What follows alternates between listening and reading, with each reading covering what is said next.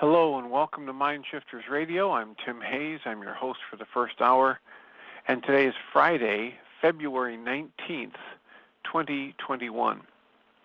As always, we're grateful to everyone who's joining us here today, whether you're listening live or in the archives, as we spend another couple of hours teaching and supporting people in using some of the most powerful, effective, efficient, and accessible tools that I've ever encountered in my 46 years of doing therapy.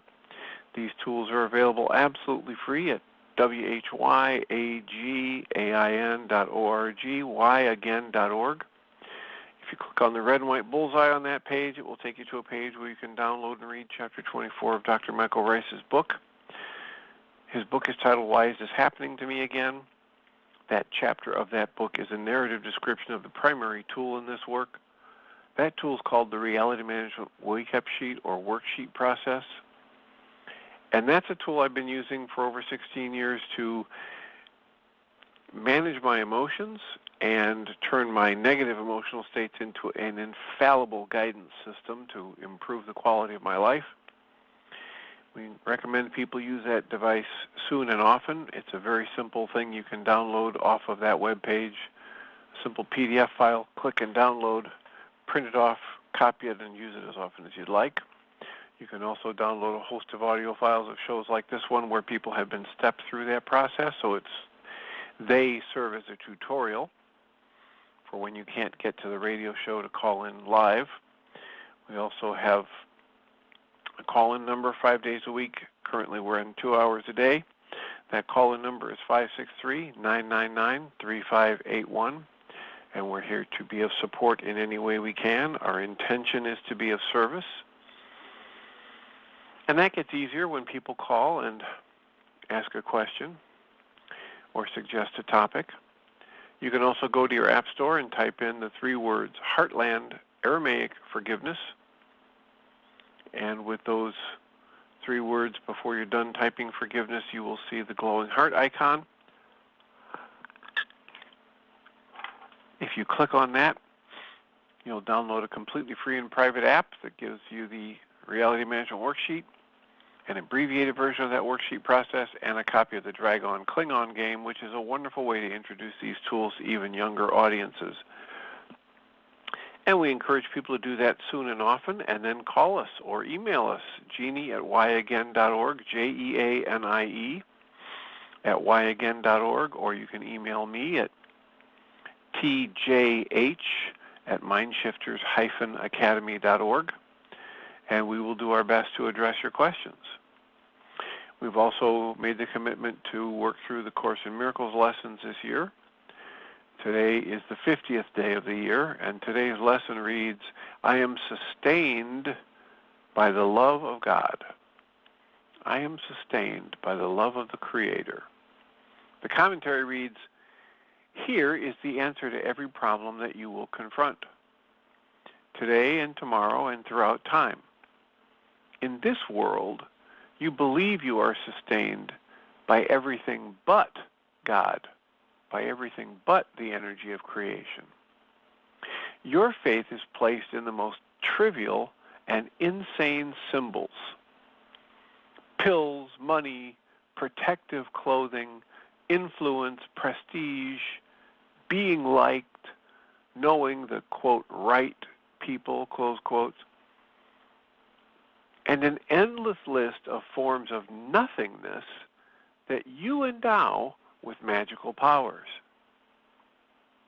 All these things are your replacements for the love of the Creator, for the love of God, for the conscious present moment awareness of all that is giving you existence. All these things are cherished to ensure a body identification. They are songs of praise to the ego. Please do not put your faith in the worthless. It will not sustain you. Only the love of God, only the conscious connection to the source of all creation will protect you in all circumstances. It will lift you out of every trial and raise you high above all the perceived dangers of this world into a climate of perfect peace and safety. It will transport you into a state of mind that nothing can threaten, nothing can disturb, and where nothing can intrude upon the eternal calm of the Son of creation. Put not your faith in illusions. They will fail you. Put all your faith in the love of the Creator within you, eternal, changeless, and forever unfailing. This is the answer to whatever confronts you today. Through the love of the Creator, through the energy of creation within you, you can resolve all seeming difficulties without effort and in sure confidence. Tell yourself this often today. It is a declaration of release from the belief in idols. It is your acknowledgement of the truth about yourself. For 10 minutes twice a day, morning and evening, let the idea for today sink deep into your consciousness. Repeat it, think about it, let related thoughts come to you, recognize its truth, and allow peace to flow over you like a blanket of protection and surety. Let no idle and foolish thoughts enter to disturb the holy mind of the Son of all creation. Such is the kingdom of heaven. Such is the resting place where the Creator has placed you forever.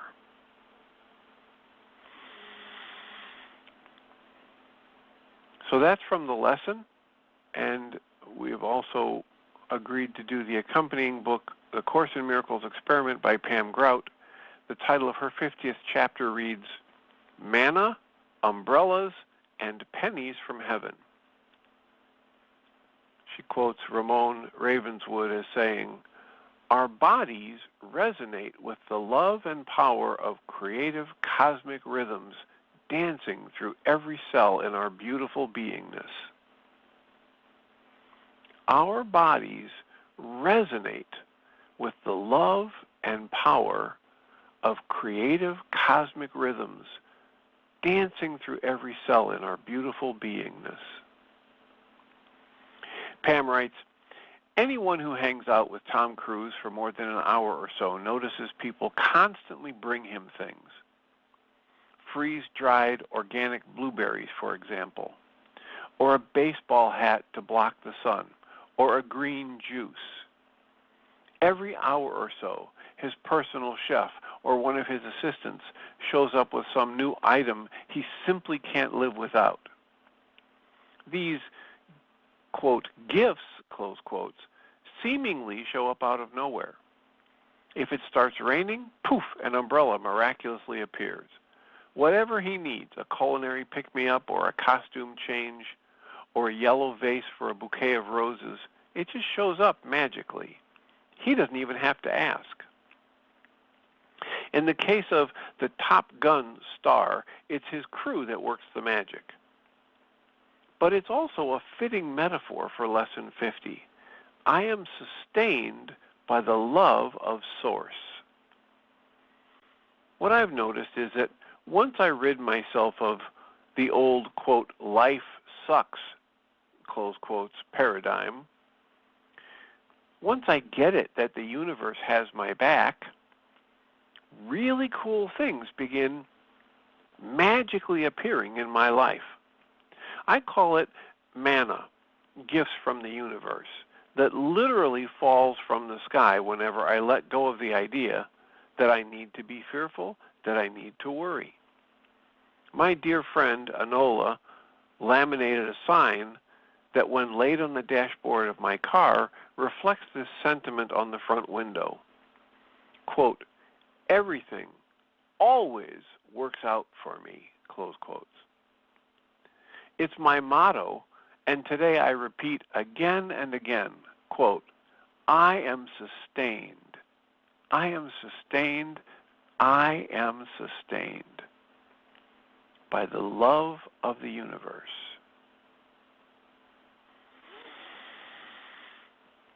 So that's our lesson for today. And I will take a breath and ask if anybody has any thoughts about whether it's valid or pedantic to go on and read Saturday's lesson and then Sunday's lesson before opening up for comments and questions, because we're new at this.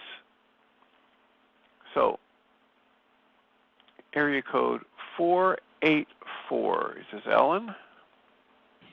Yes, it is. Hello, Dr. Tim. Hello, Ellen. What are your thoughts?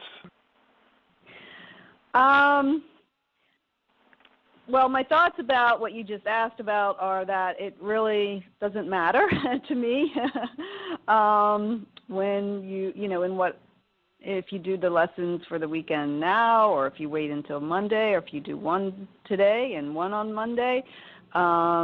It doesn't really matter.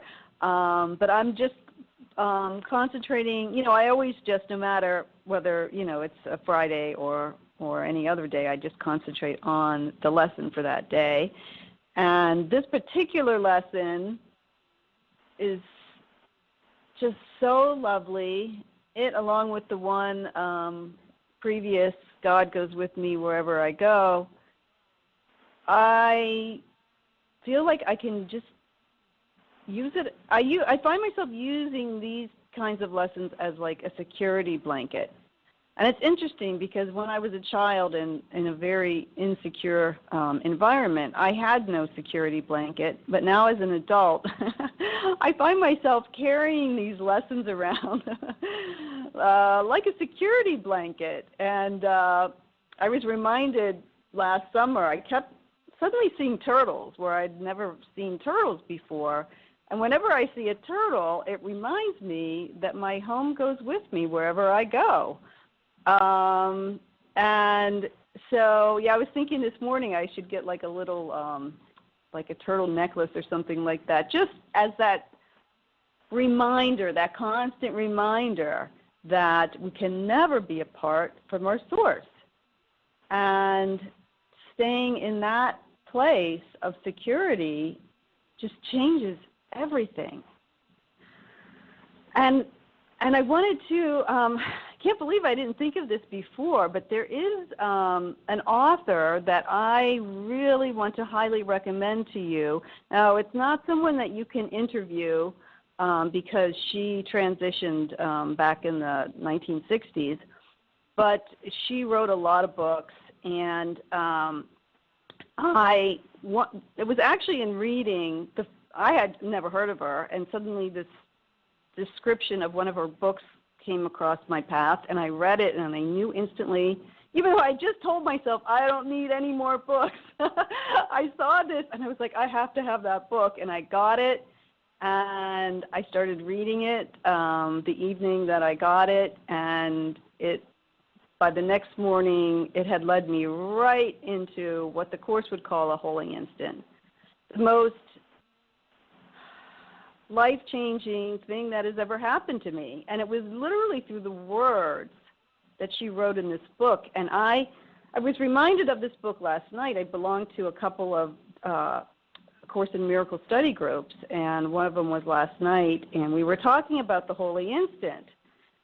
And so suddenly I was reminded, and then how it came about, and it was through the words in this book. And so I mentioned that, and, so someone in the group was like, well, what, who's the author, what's the book? And so I pulled it out. I couldn't even remember the name of the book.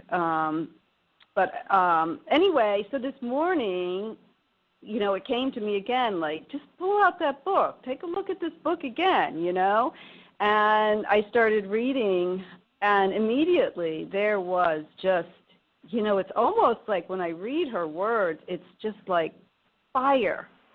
It's just okay, like she so transmits this light into my mind. Have you said her name yet? No, I haven't. It's Lillian DeWaters. DeWaters. And what's the first name? Lillian. Okay. Have you heard of her?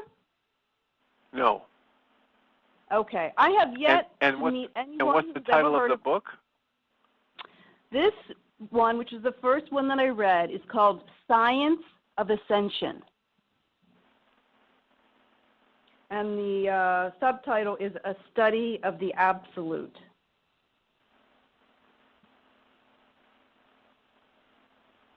All right. And she also has a website that has parts of her books are there that you can read for free. But I highly recommend this book, Science of Ascension. Like I said, it was the first one of hers that I read, and she took me straight there. I mean, her words just are like fire to me. And, you know, I felt it. As soon as I started reading this book again this morning, it was like, oh, yeah. Now I understand, like, what happened to me that day and how it just led me to where it did, which is basically, you know, it's the journey of going nowhere, but it leads you right back to who you really are. And so, yeah, and I thought, wow, I never even thought to share this with you, so I definitely wanted to give you her name and the name of this book. Thank you. I'll look into it. Sure. And she's the first one that I just reread the first 2 chapters this morning, and the way that she talks about the body is unlike any other teacher that I've ever read. And like I said, I don't know, something about the words that she uses just illuminate the truth within you. And, or at least it does for me. I know each person has, you know, their individual teachers that are best for them. And so I just take it that she's been, you know, one of the very best, probably the best teacher I have come across in my life.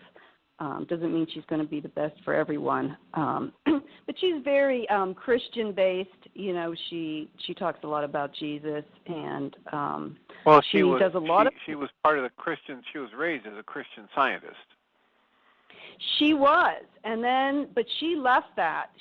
At some point, she started getting her own revelations, and she was shown that it goes way beyond what Christian Science teaches. And so she left that organization, and she went off on her own. And but I think her early books do talk about that a lot, and you know, espouse the teachings of Christian Science. But then they go way beyond that, because I think Christian Science talks about, you know, everything is mind, and you just need to change your mind about things. But she goes beyond that and just says everything is spirit, and including the body. And so, yeah, I just highly recommend her, especially to people who are Christian-based, because she does quote the Bible a lot, and that may turn people off that aren't, you know, or it actually may turn people off that are Christian as well. But again, just like the Course does, I don't have any problem with the Course in Miracles. And the terms, you know, God and Jesus and things that some people do, like I guess Pam Grout. So people that have issues with, you know, that were really, I guess, indoctrinated with that, might have issues with her books. But for me, they're perfect, and I'm sure for others as well. Very nice. Thank you. I will look into it. Okay, you're welcome. I've had quite a bit of connection with the Christian Science work and a Christian Science book club for 4.5 years, and I got Michael Ryce to speak in a Christian Science church for the first time way back along the line, and I was able to see a lot of the deep similarities between the ancient Aramaic teachings and what Mary Baker Eddy was able to come to. And again, Mary Baker Eddy did the same thing that Lillian DeWaters did. She just read and prayed and meditated and asked to be shown and got a lot of these downloads. And what Mary Baker Eddy did and talked about was very different sometimes over what the people who formed a church in her name came to. So it's not surprising that someone like Lillian DeWaters would break from that church because it became a church. Exactly. Yes, and she actually quotes Mary Baker Eddy quite, a few times in her books, and I could tell that Mary Baker Eddy went beyond that church in the quotes that she gives in her book, in William's book. In the same way that Yeshua went way beyond what any Christians that came after did. What, not any of them, but most of them did. Right. Yep. The other book. Well, I will look into that and see if I can't tap into that work and let you know how it goes. Okay, great. I just want to recommend one of all the books I've read by her. This one, of course, being so important to me because it just led me into that knowing of myself. But the other one that I just found so incredible is called The One. So I would highly recommend that one as well. I mean, I would recommend any of her stuff, but that one in particular I remember being so helpful. I will look into it. Apparently, some form of it is available on Kindle. Okay. So we'll take a look. Yeah, I don't have a Kindle. I just have the actual physical books, and I know you can get them on Amazon because that's where I got mine. Very good. All right. Anything else that you would like to share with us today? Nope, that was it. All right. Well, thank you for listening, and thank you for sharing. You're welcome. Blessings. All right. Area code 828. You're in the air? Did you say 828? 828. Who do we have? This is Jack at Asheville. Well, hello, Jack. How are you? And I am doing very well, and I was just tuning into what you said. And a few moments ago, we were listening to one of our currently favorite televangelists, Joyce Myers, and she's talking about how to become more mature in your Christianity if you're following that path, which Betty is, and I'm trying to too, because it's not a bad path. And it said exactly the same thing. Trust in the everlasting Spirit of the Creator. And if you do that a little bit in the morning of each day, things go well. And one simple way is just to remember that this is the day that the Lord has made. Let us rejoice and be glad in it. And then if that's not enough, maybe play the Abrahamic blessing, either in Hebrew or in English. It turns out the people in England do that all the time. So it's like, there's the force of the Creator is there, the eternal whatever it was. And we don't know what happened, but, it's almost the same as Taoism, too. If you look at the first 3 verses of the book of James, it talks about the Word as the eternal logos, the master plan of everything. So everything is possible with God. There's a different number of possibilities. He's not controlling things. We have free will, and collectively we go in the right way or the wrong way. And then the book of James says, watch the tongue. It's very unruly, and it will, in chapter 3 of the book of James, it says, you may have to eat your words. And when you eat your bad words, they affect your body because they're part of your energy system. So it all lines up with what Michael Ryce has been saying, what you've been explaining. It's all about the nature of how reality happens, maybe, which we can't really understand because perception isn't treated. I find perception. But anyway, I'll skip all that and say, Betty and I have decided we're just going to wait until the beginning of the month and continue to be good companions here in the house and give up and try to fix my old truck right now, and eventually just rent a good truck to be able to move things around because I lack transportation right now. But everything else is lining up nicely. And even though the government is a big mess, Social Security pays all the time, so we don't have money next month in about 10 days. Anyway, so I'm very optimistic, as you know. Maybe overly optimistic, but I think that's better than being even a bit pessimistic. And also, I did get the vaccine. The lesson for today should be of a comfort. And, it is, very much so. All right. Well, I appreciate that, hearing from you and knowing that you're finding this useful, and that you're doing well. I am sustained by the love of the Creator. Yeah, I think the love of the Creator is the key to everything. It's not just useful, it's essential to me. Thank you. Very good. Very good. Well, keep us posted about your progress.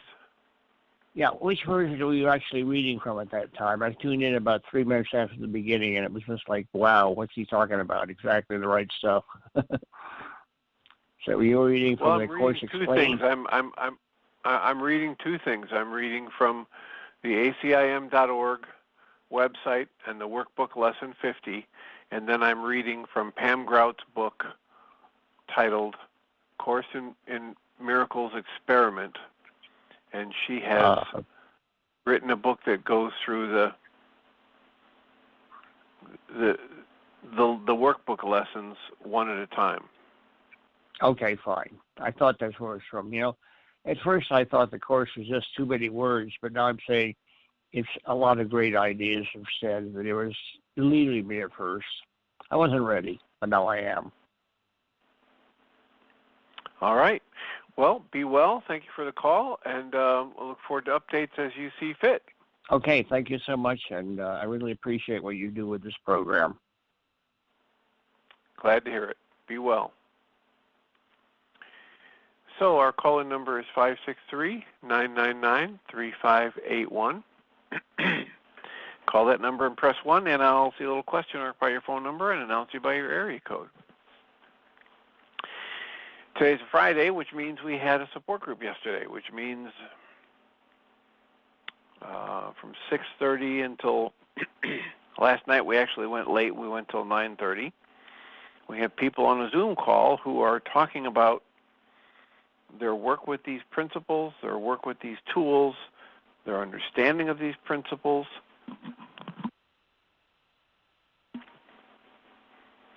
And last night we watched, after talking for about an hour and a half about various questions that people had, we watched an hour and a half movie titled Milton's Secret. And it's a movie that was created to try to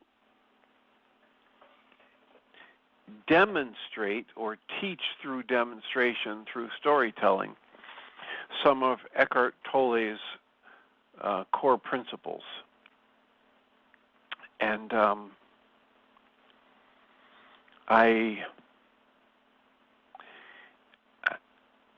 have a very good friend who wanted me to read Eckhart Tolle's work a long time ago, and the Power of Now book, and got very upset when she asked me, so did you read it? I said, yes. She said, wasn't it great? Didn't you like it? And I said, well, it's Krishnamurti light. And she took offense at that. But it's solid work. I said, essentially it's Krishnamurti for the Western mind. And this movie, this little, I don't know if you'd call it a docudrama, really was well done. I thought it was very, tug on the heartstrings emotionally, and just like Marcella Pixley's writing, her Trowbridge Road book that I've read and reviewed, and I had the pleasure of interviewing her this morning. But just like what she does as an author, this movie last night didn't try to make anybody out to be a superhuman being. And nobody is perfect, and everybody's got their issues. And yet, with the steadiness of the use of some principles and reminding ourselves to breathe and choosing to be in the moment rather than operate from fear or anxiety or anger. Being awake and aware in the moment gives us far better data points as input to make our decisions and or choices from. And so wherever you are, if you want to search for Milton's Secret as a movie, it, at least for the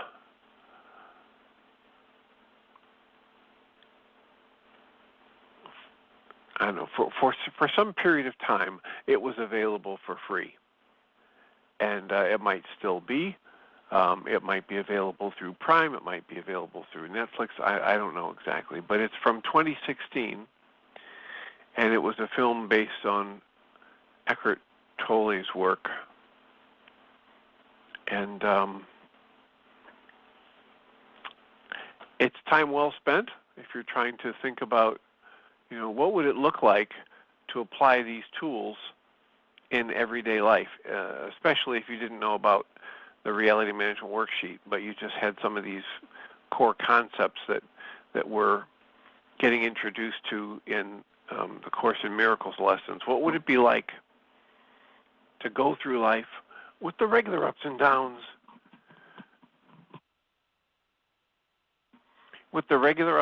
of life and finances and relationships and being a teenager and being a grandparent? What would it be like living life applying these tools? That's kind of what you get if you watch the movie Milton's Choice, or Milton's Secret is the title. Milton's Secret.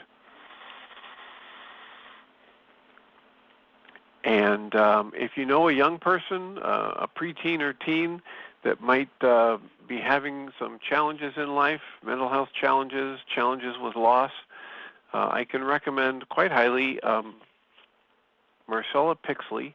She has 4 books out. The most recent is Trowbridge Road, Trowbridge, that's one word. And if you go to marcellapixley.com, you find the other 3 titles, and all of them are about living life with challenges, real people. Her first one was based on her own experience being bullied in middle school. So she's a wonderful writer and a student of, I'll say, personalities, a student of life, and it's a gift to be exposed to someone who writes well and who is honestly exploring what it takes to live with that kind of openness and awareness and intelligence and sensitivity.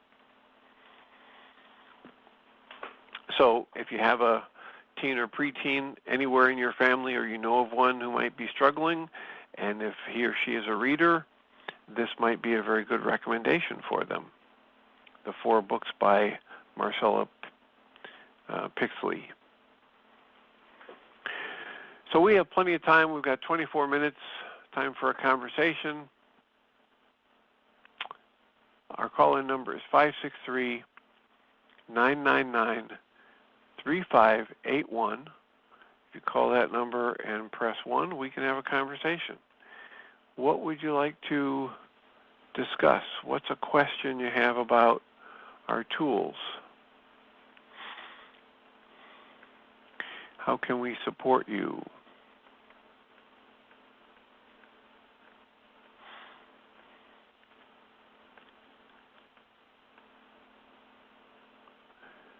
I had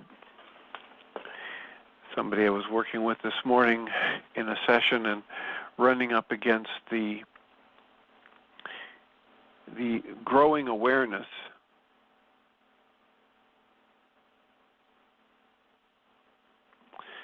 So apparently I missed a text message from somebody who's asking, can Ellen read a little for us?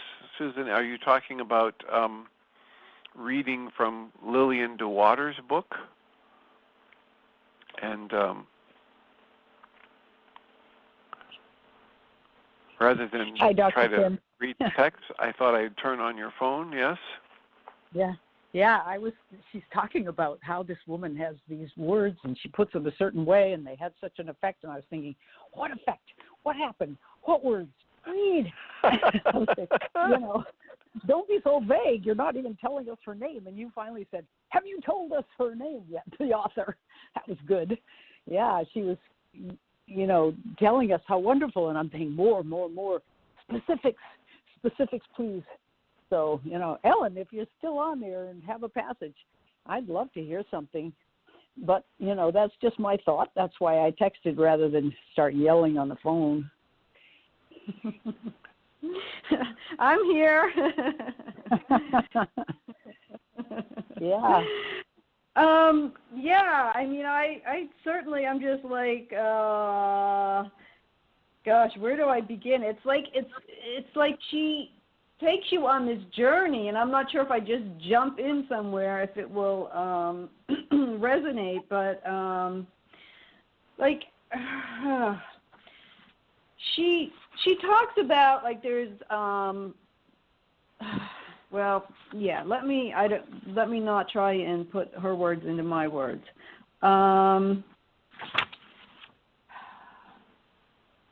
Let me see.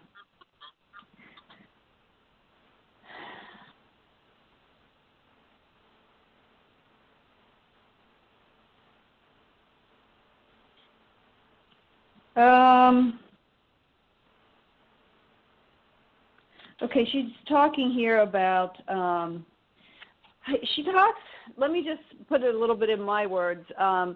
She talks about how, how the Course teaches that we are an extension of God, and being an extension of God,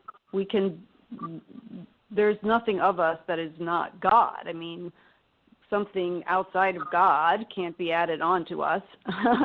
And she says that same thing about our bodies, and that literally our bodies are, she says, we are individualized extensions of God, and that our bodies are extensions of our individual aspect of God, and that there's absolutely, just as there's no separation between God and ourself, our true self, there is no separation between our true self and our true body. And she gives an example of looking in the mirror, and if you see an image in the mirror that you don't like, it would be like thinking that you could change the image in the mirror and, fix whatever it is you don't like, which, of course, we know that's ridiculous. We are not the image in the mirror. But the image is an extension or reflection of our true being. And if we are seeing ourselves, and including our body, as something other than perfect, then that means we are not seeing with our true eyes, which are perfect. And so with that as kind of a preface, she's asking the question is, is man God? And she's saying, well, those words are really open to so many different interpretations. But if you look at, let the question instead be, are we life, truth, and love? Then that's a better way to look at that question, because she says when one hears the word man, immediately the mind questions, does this mean the real or the false man? Does this question refer to the mentality, the soul, or the body? So she's saying that the words that we use are very, very important. And she says the same misunderstanding occurs with the word God. She says one spiritually unenlightened may regard God in a personal sense. Let's see. She says writers of the Bible speak of man as image, expression, manifestation, idea. Can it be that this image means you and me, the individual himself? Can it be that I myself am an image, an expression, a manifestation only? She says, no, there is no one but whom, as soon as he receives a certain baptism of the fire of insight, chafes under the notion that he himself is an image. There is something in him which whispers to him that he is greater than an image, greater than a manifestation or an idea. If he penetrates a little more deeply, if he opens his vision a little more fully, he soon perceives that what it is that is the image. He soon perceives just what it is that is the image, and just what it is that is called man, the image of God. It is the body that is the image. The body is the manifestation or expression of individual consciousness. The body images, enacts, portrays, expresses, manifests the health, life, strength, power, intelligence, substance, and reality of individual consciousness. Perceiving that man is the body or embodiment, one can then clearly accept that God, or invisible life, is not man, visible body, nor is man, visible body, God. Yet they are one and inseparable. So, and then she goes on to give the example of the seeing your image in the mirror.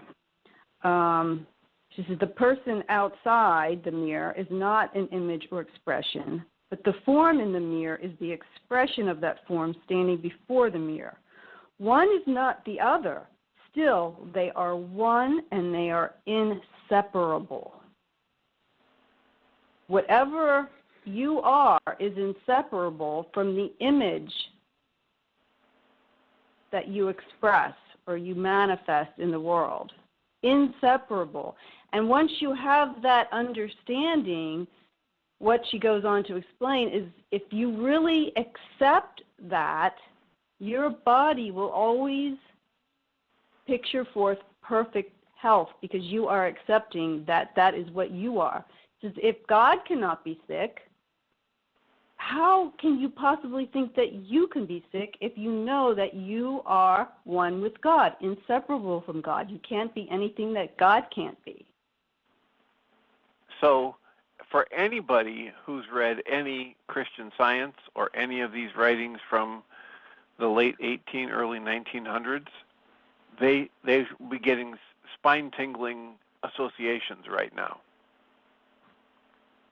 It is so common. The similarities are more than similarities. So I look forward to reading more of that. And if anybody's just like me, as I hear you read those words, I want the text in front of me so I can go back. What was that last phrase? You know what? I mean, wait a minute, what is that? I will take like one sentence and just sit with the one sentence. Because it's like, wow, I could blow right past this, or there's so much in this one sentence. Like, let me sit with this. And of like course, I said, the whole thing you were just reading about with the true vision, it's exactly what we've been, pointed toward in the first 50 Course in Miracles lessons. The difference between true vision and what our eyes do with perception, which the Course had called image creation. Can I see the truth of the miracle of life expressing as me, or do I see this reflection in the mirror that's all loaded up with all of my emotional and mental baggage? Right. I had muted Susan Bingham because I thought there might be noise on the line. Susan, you're back on. Sorry, I was being quiet, but that's fine. Yeah, thanks, Ellen. Oh, you're welcome. The part that took me further than I've been is the idea that if I'm looking in the mirror and I see the image, that isn't me, but it's all God. It's all one anyway. Yeah. Maybe I didn't understand that, but I thought, yeah. whoa. Yes, your body is literally the expression of your true self.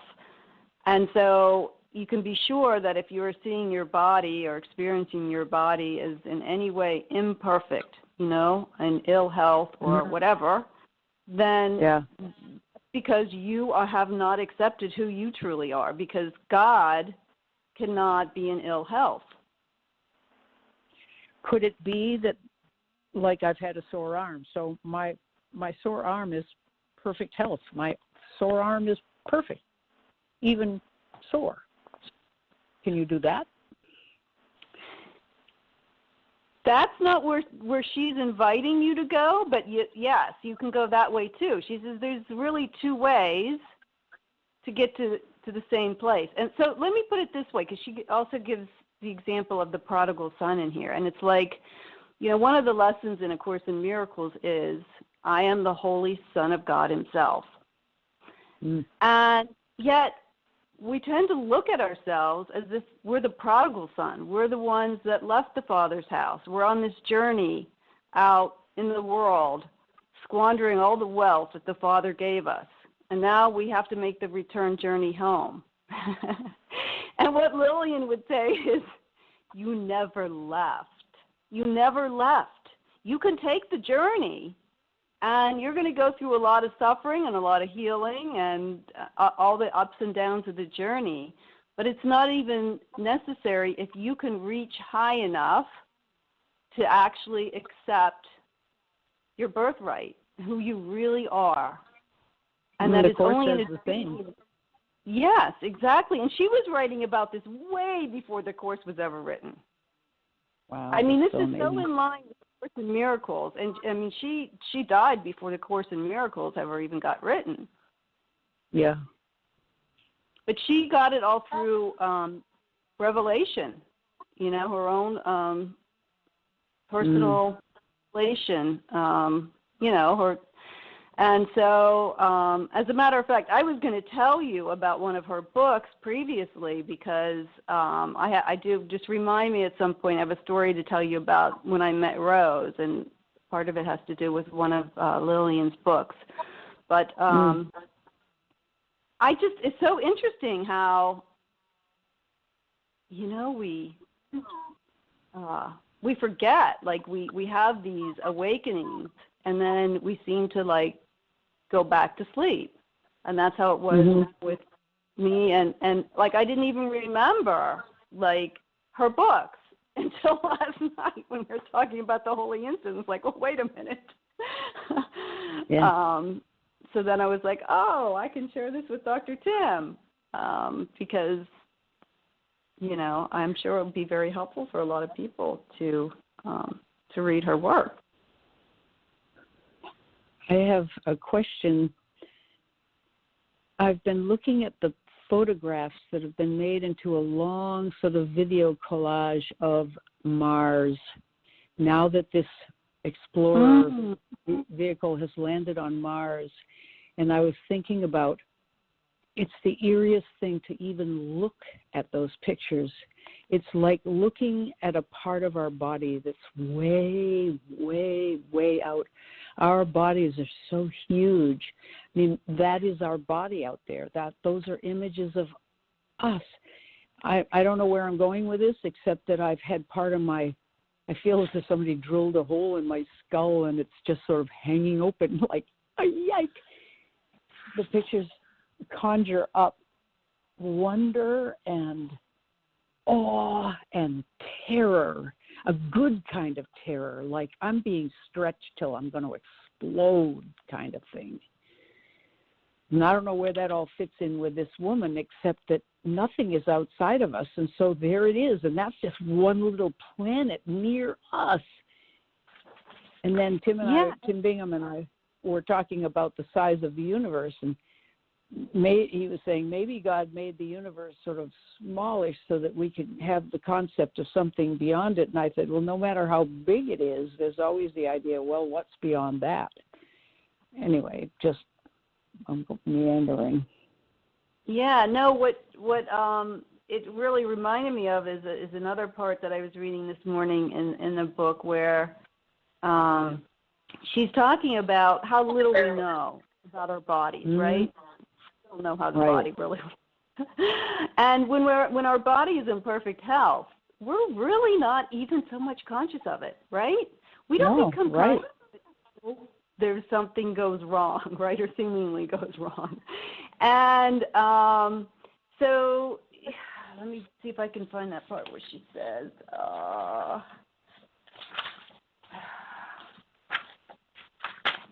I don't see where it is, but she talks about being willing to let go of any personal responsibility we think we have for the body. And when we recognize that it is literally an extension of ourselves and that we are not a person, right? We are completely impersonal because God is impersonal. And if we would give up the taking on of this personal responsibility, hand it over to God, our true self, we would be perfectly taken care of. And that's like what this lesson was reminding me when I was reading it this morning, all these things that we think we need to do to protect ourselves. And it's ridiculous. We have all the protection in the universe right within us. We don't need all these things. And it's such a burden on us. It's such a burden. And we can give it all up knowing that we are always perfectly safe because we are always perfectly at home in God. We never left God's house. Like in accepting who we really are. That's the message. That's the experience we are invited into through these lessons, through these exercises. That is the root of Christian Science teaching. That is the root of the religious science work. It is,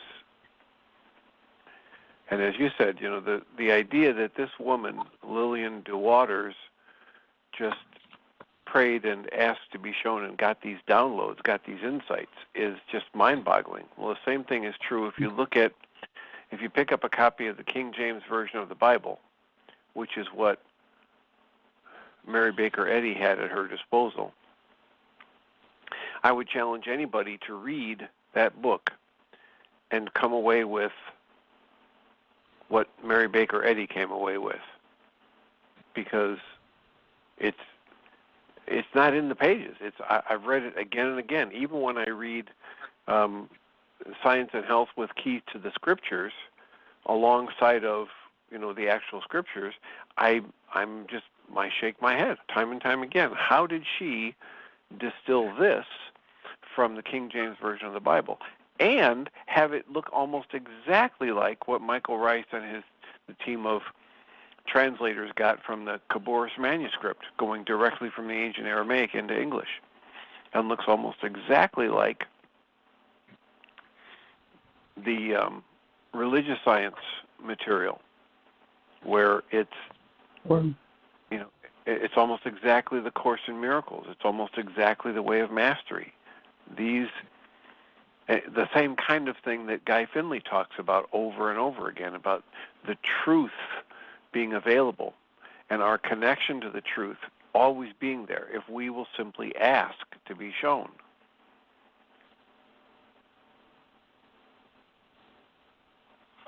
It's almost as if whatever we get, no matter how flawed, will lead us in the right direction if we stay open.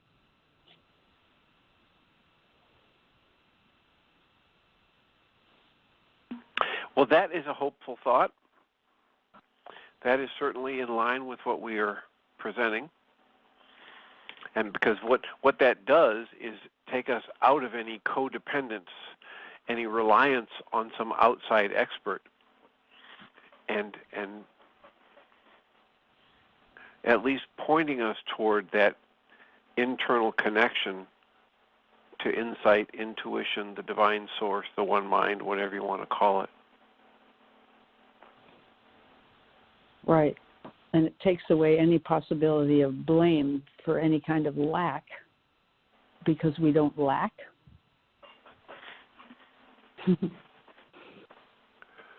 Stop giggling, Ellen. I can't help it.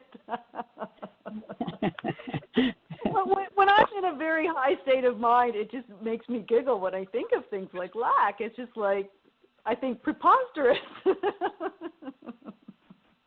Yeah.